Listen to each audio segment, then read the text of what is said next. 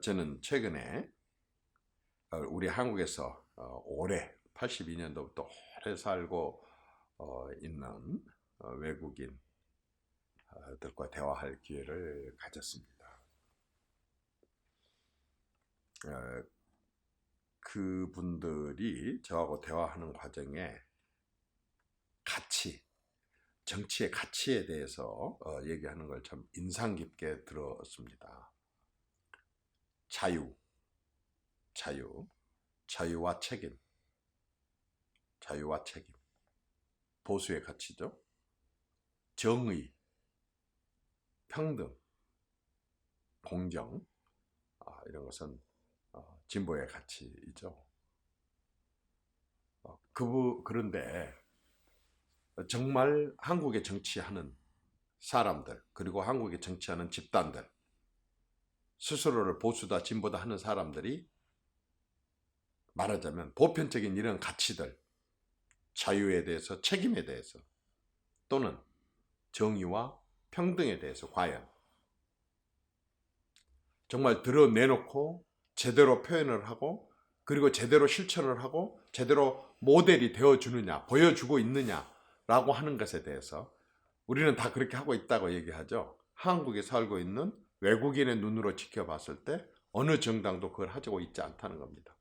정의를 얘기하면서 전혀 정의롭지 못하고, 평등을 얘기하면서 전혀 평등하지 못하고, 자유를 얘기하면서도 자유를 지키기 위해서 목숨까지 바치겠다고 하는 그런 의지, 또 책임을 다하겠다고 하는, 또 책임을 다하는 그러한 모습들을 볼 수가 없기 때문에 보수고 진보고 간에 자기들이 내건 가치들에 대해서 국민들이 과연 믿어도 되는가, 신뢰해도 되는가라고 하는 의심을 품고 있더라고요. 이분들은 이러한 정치권들이 내걸고 있는 이 중요한 가치, 하늘이 두 쪽이 나도 지켜야 되는 가치, 심지어는 목숨을 바치거나 정치적인 생명을 걸고라도 지켜야 되는 이러한 가치들에 대해서 과연 정치인들이, 한국의 정치인들이 그 부분에 대해서 정말 소신껏 하고 있느냐라고 하는 것에 대해서 의심을 품더라고요. 만일의 경우에 그러한 가치에 대해서 진심으로 실천할 의지가 있고 마음으로 받아들인다고 한다면 이분들의 얘기는 뭐냐? 상대방들의 가치에 대해서도 저절로 존중을 하게 되어 있다는 겁니다. 자유와 책임을 말하는 보수가 정의와 평등을 말하는 가치에 대해서 저건 나쁜 거야 하고 부정할 수 있습니까? 정의와 평등을 얘기하고 공정을 얘기하는 내거는 그러한 이념을 추종하는 사람들이 보수가 내세우는 자유와 책임에 대해서 그건 나쁜 거야, 그건 실천할 필요가 없어, 이렇게 할 수 있는 건가요?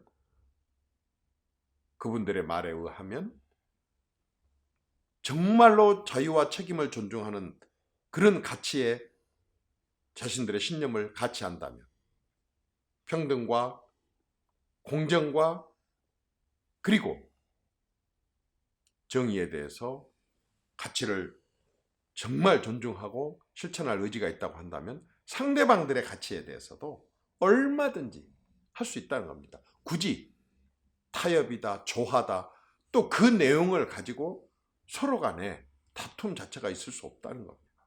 서로 상대방의 가치를 자연히 존중하게 되고, 그리고 자신들의 그 가치, 추구하는 가치에 대해서 실천을 위해서 더 온 몸을 던지게 된다는 겁니다.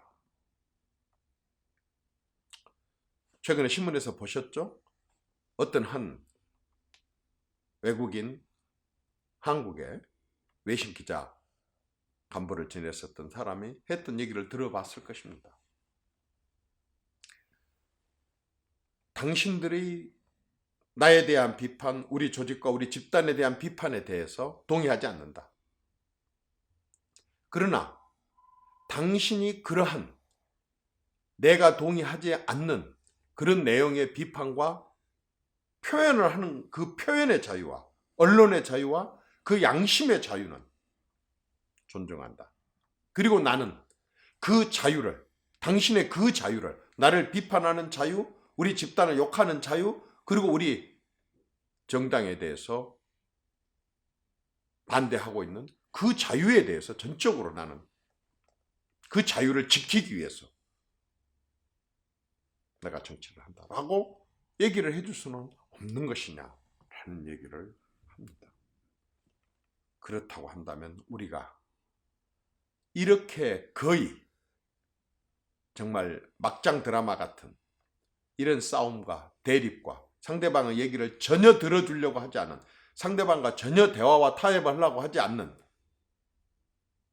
이러한 우리식의 정치 할 수 없는 것 아니겠느냐라고 하는 지적에 저는 많이 공감하고 동의했습니다. 그러나요, 제가 가끔씩 말이 거칠죠. 말 실수를 많이 하죠. 제 스스로도 엄청나게 후회하고 정말 용서 구하고 싶은 그런 말 실수들이 많은데요. 이게 하나 있대요. 내가 나고 자라면서 듣고 배우고 해왔었던 내 몸에 밴 이 언어의 습관, 정말 쉽게 고치기 어렵더군요. 정치도 마찬가지입니다. 그 속에서 보고 배우고 듣고 몸으로 그동안에 부대끼면서 해왔었던 정치 습성 쉽게 못 버립니다. 그래서 저는 정치인과 정당과 정치도 생물이라고 한다면 수명이 있는 것이고 그 시대의 유행이라는 게 있는 건데 그게 지나면 이제 주체 세력은 바뀌어야 된다는 것입니다. 지금 20대, 30대, 40대는 절대로 지금 기존 정치인들, 운동권 출신들이, 변호사 출신들이, 엘리트 출신들이 하는 이런 정치 전혀 좋아하지 않습니다. 그러면 그렇게 좋아하는 사람들이 다수 많이 살아가는 그런 시대가 됐다고 한다면 그 사람들 내에서 지도자가 나와야 되고 정치 엘리트들이 나와야 되지 않겠습니까? 그래서 제가 판가리를 하자는 겁니다.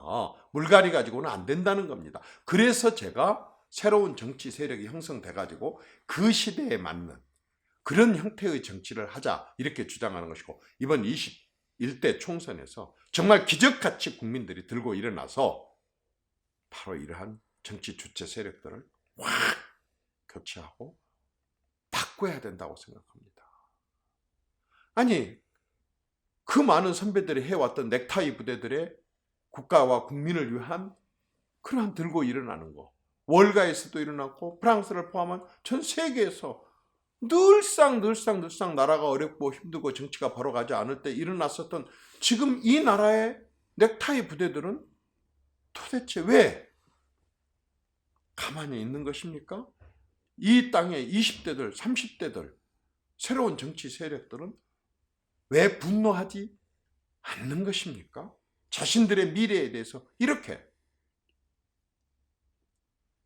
많은 걸림돌과 지뢰를 깔고 있는 이런 정치들에 대해서 왜 저지하지 않습니까? 평화적으로 합시다. 21대 총선에서 유권자의 힘으로 새로운 정치 세력을 만듭시다. 다소 시원찮아 보여도 그 사람들이 커서 결국 국가의 최고 지도자 되고 정치의 지도자 되고 행정과 사회 각 분야의 지도자가 됩니다. 바로 그 싹을 키웁시다. 고맙습니다.